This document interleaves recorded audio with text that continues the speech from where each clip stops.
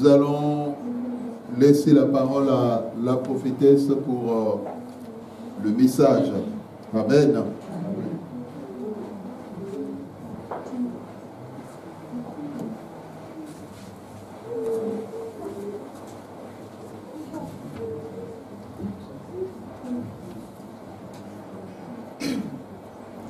Amen, amen, amen. Amen.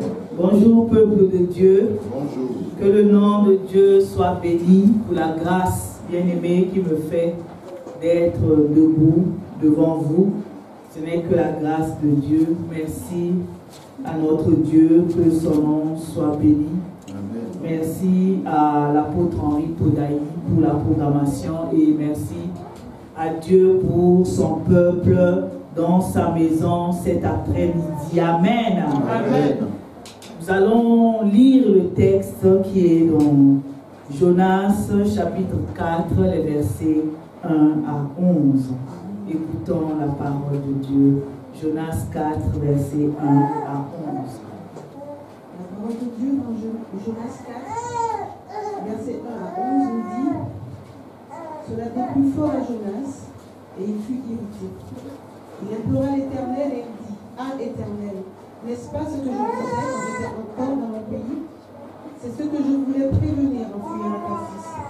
Car je savais que tu es un Dieu compatissant et miséricordieux, lent à la colère et riche en bonté, et qui te repent du mal. Maintenant, Éternel, prends-moi donc la vie, car la mort est préférable à la vie. L'Éternel répondit: Es-tu bien de t'irriter? Et Jonas sortit de la ville et s'assit à l'orient de la ville. Là, il se fit une cabane et s'y tint à l'ombre jusqu'à ce qu'il voie ce qui arriverait dans la ville. L'Éternel Dieu fit croître un ricin qui s'éleva au-dessus de Jonas pour donner de l'ombre à sa tête et pour lui ôter son irritation. Jonas éprouva une grande joie à cause de son ricin. Mais le lendemain à l'aurore, Dieu fit venir un ver qui rongea le ricin, et le ricin sécha. Au lever du soleil, Dieu fit souffler un vent chaud d'Orient, et le soleil frappa la tête de Jonas au point qu'il tomba en défaillance. Il demanda la mort et dit: La mort est préférable à la vie. Dieu dit à Jonas: Fais-tu bien de t'irriter à cause du ricin? Il répondit: Je fais bien de m'irriter jusqu'à la mort. Et l'Éternel dit: Tu as pitié du ricin qui ne t'a coûté aucune peine et que tu n'as pas fait croître, qui est né dans une nuit et qui a péri dans une nuit.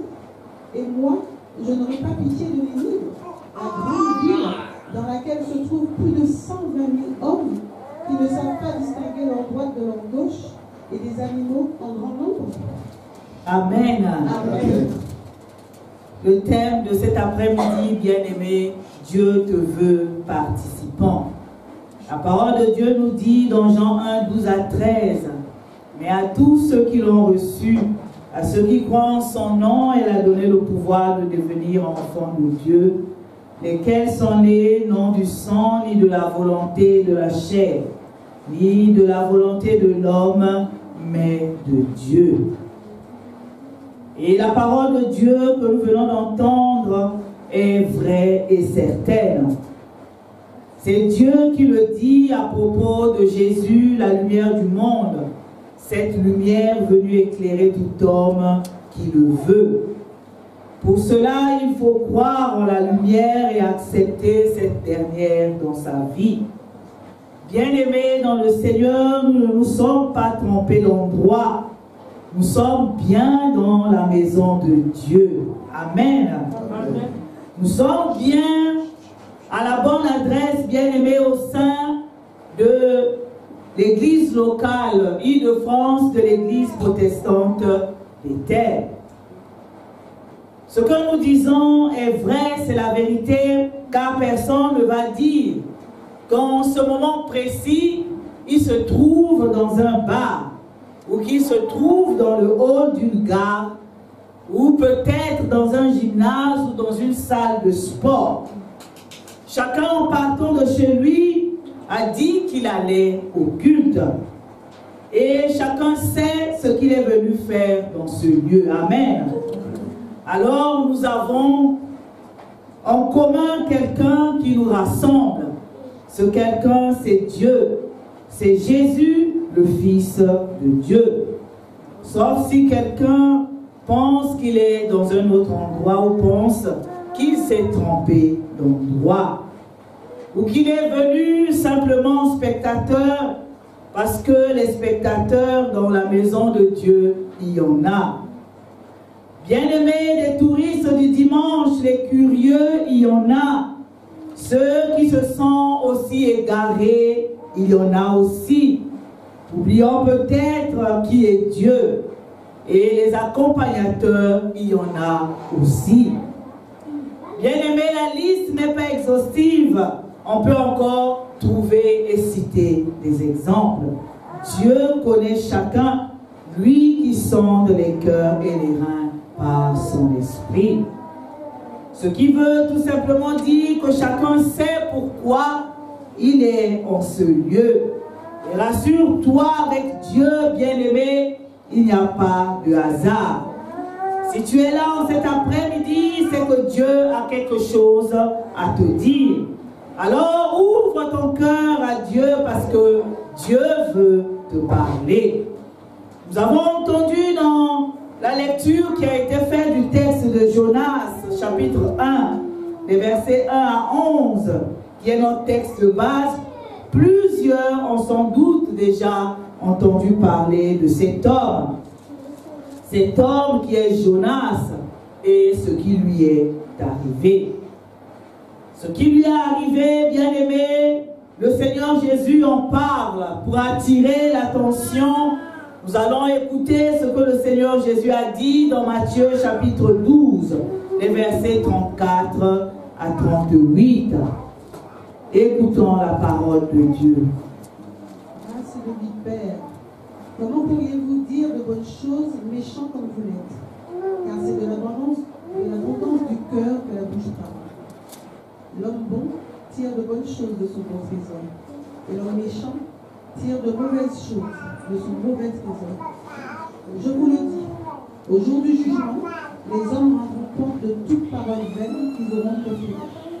Car par tes paroles tu seras justifié, et par tes paroles tu seras condamné. Amen.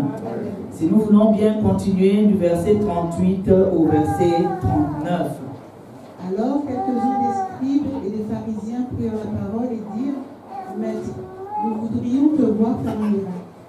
Il leur répondit, une génération méchante et adultère demande un miracle. Il ne lui sera donné d'autre miracle que celui du prophète Jonas. Amen. Amen. L'histoire de Jonas. L'histoire de Jonas était un signe pour les scribes et les pharisiens. La même histoire, celle de Jonas, c'est un témoignage aussi pour nous aujourd'hui, parce que Dieu n'a pas changé et sa parole aussi n'a pas changé. Comme Dieu avait appelé Jonas en son temps, aujourd'hui, Dieu appelle encore les uns et les autres selon la tâche qu'il veut leur confier. Voilà pourquoi nous disions plus loin qu'avec Dieu, il n'y a pas de hasard. Et Dieu te veut participant bien-aimé dans sa maison, selon la tâche qu'il veut te confier, parce qu'il sait que tu en es capable et que son esprit qu'il a mis en toi est là pour te guider. Amen. Amen. Jonas a été choisi par Dieu pour une mission très, très importante aux yeux de Dieu. Et nous savons, pour l'avoir lu, quels moyens Dieu a utilisé pour que Jonas accomplisse le travail de Dieu. Lorsque nous remémorons l'histoire de Jonas, nous savons qu'il a été avalé par un poisson. Et ce n'est qu'après qu'il se soit repenti devant Dieu qu'il fut vomi par le poisson. Et après, l'œuvre de Dieu fut accomplie. Cette mission consistait à parler aux habitants de Ninive. Et les habitants de Ninive qui ont entendu la parole de Dieu, crurent en Dieu. Le peuple de Ninive, bien-aimé, publiait un jeûne. Il a publié un jeûne, tous ses habitants publièrent donc un jeûne. Ils se revêtirent d'un sac, du plus grand au plus petit, jusqu'au roi. Ce dernier étendit le jeûne jusqu'aux animaux. Bien-aimé, lorsque Dieu appelle pour une tâche quelconque, lorsque Dieu appelle une personne, il l'équipe aussi. Amen. Amen. Alors, détrompe-toi, bien-aimé, ce n'est pas en vain que l'on sert Dieu ou que l'on obéit à ses commandements. Au vu de la mission, Dieu emploie la méthode qu'il veut. Pour Jonas, c'était mission accomplie et il devait se réjouir. Mais malheureusement, nous avons entendu que de cette mission, il ressort que cela déplut fort à Jonas et qu'il en fut irrité. C'est pourquoi, dit-il, qu'il ne voulait pas aller, parce que pour lui, l'issue était connue d'avance et qu'il a subi toutes ces choses alors que Dieu le savait déjà. Bien-aimé, Jonas a oublié que pour Dieu, il fallait donner le choix aux habitants de Ninive, afin qu'ils ne disent pas que je n'avais jamais su, que je n'avais jamais entendu cette parole de Dieu. Ce qui est encore le cas aujourd'hui. Dieu parle tantôt d'une manière, tantôt d'une autre, et on n'y prend point souvent garde. Le plus souvent, on se moque du messager de Dieu. Écoutons la parole de Dieu, ce que Dieu dit par rapport à sa parole, dans Ésaïe chapitre 55, les versets 8 à 11. Car mes pensées ne sont pas vos pensées, et vos voix ne sont pas mes voix, dit l'Éternel. Autant les cieux sont élevés au-dessus de la terre, autant mes voix sont élevées au-dessus de vos voix. Et mes pensées au-dessus de vos pensées.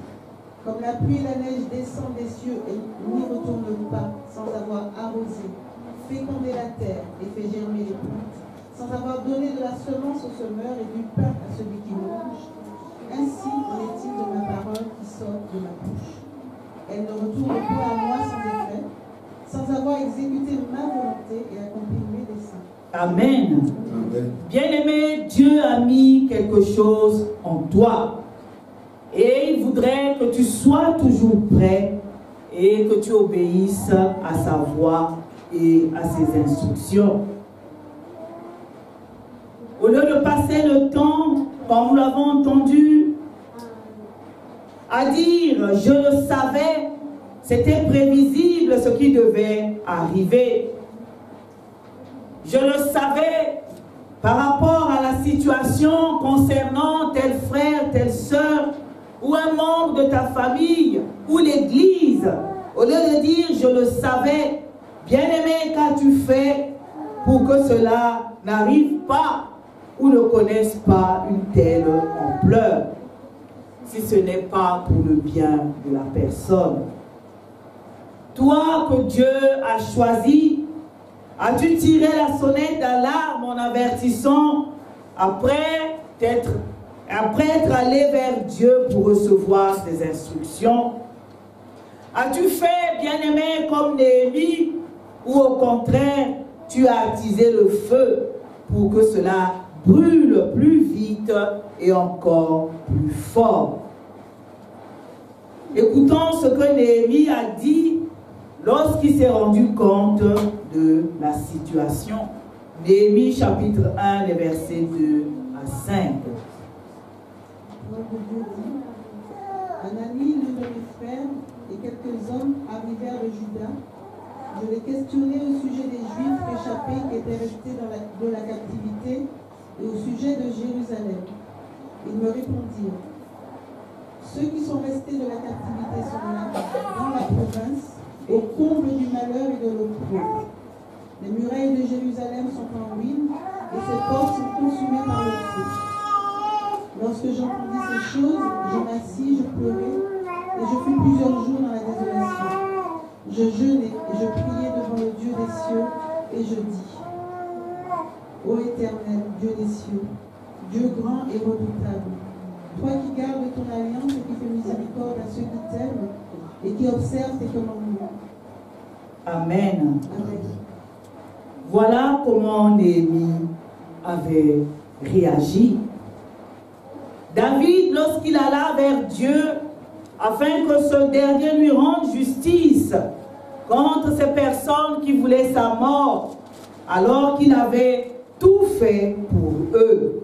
Et dans leur ingratitude, quand ils étaient malades, disaient, David, je pleurais, je jeûnais comme pour des frères. Aujourd'hui, il lève le talon contre moi. David avait fait ce qu'il devait faire. Et Dieu a pris en compte ses plaintes. Parlons aussi de Job avec ses amis. Qui était Job? Job était un homme bon, reconnu par tous. Dans son malheur, ses amis voulaient qu'il reconnaisse avoir péché contre Dieu. Ce que Dieu te dit, fais-le.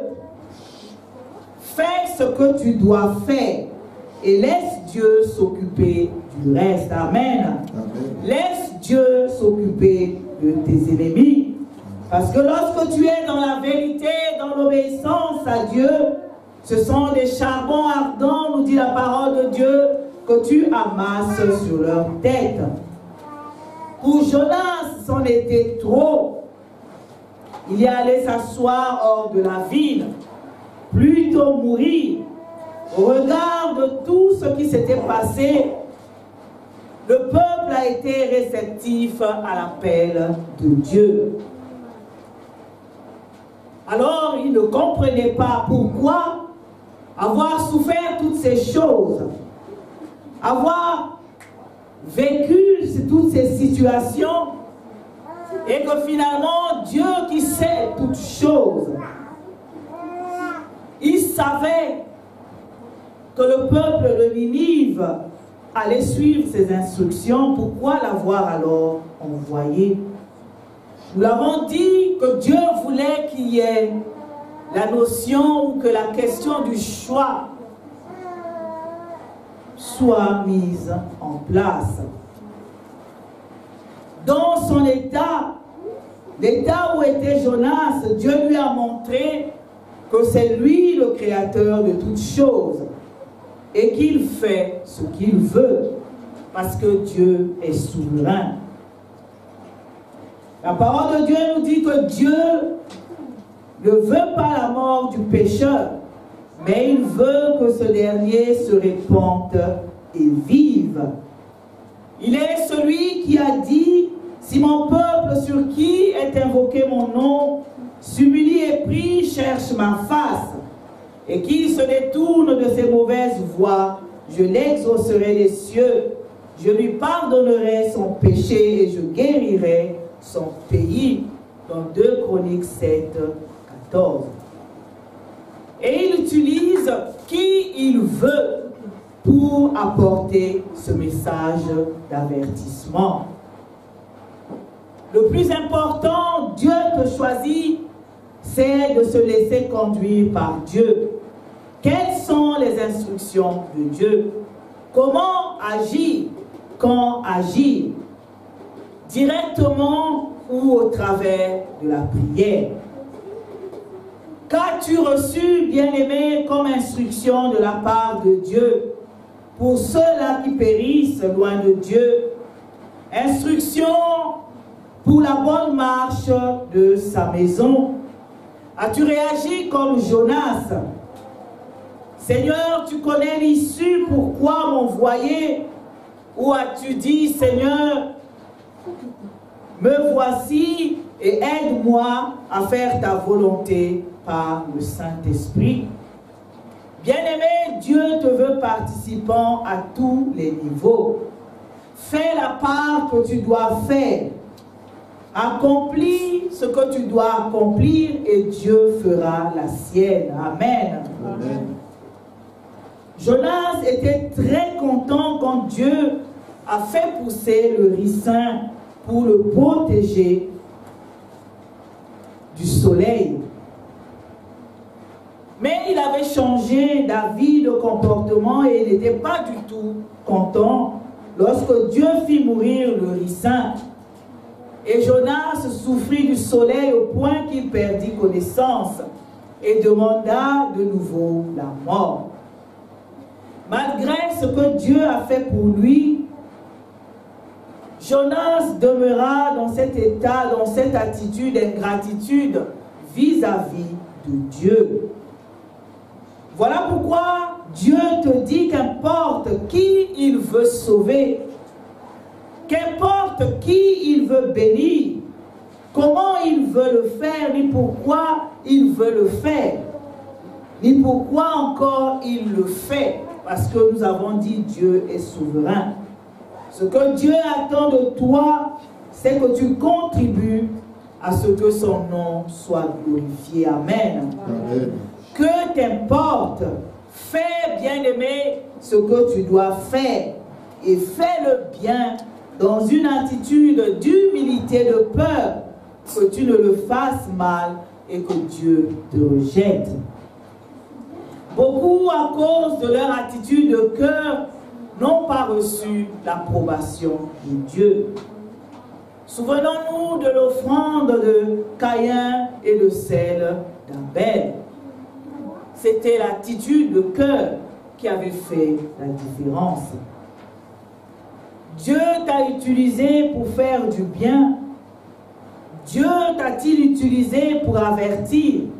Alors, bien-aimé, réjouis-toi de ce que ce soit le nom de Dieu qui soit glorifié et non le tien. Amen. Amen. Ne t'irrite pas en disant, si je n'avais pas fait ceci ou cela, il n'y aurait rien.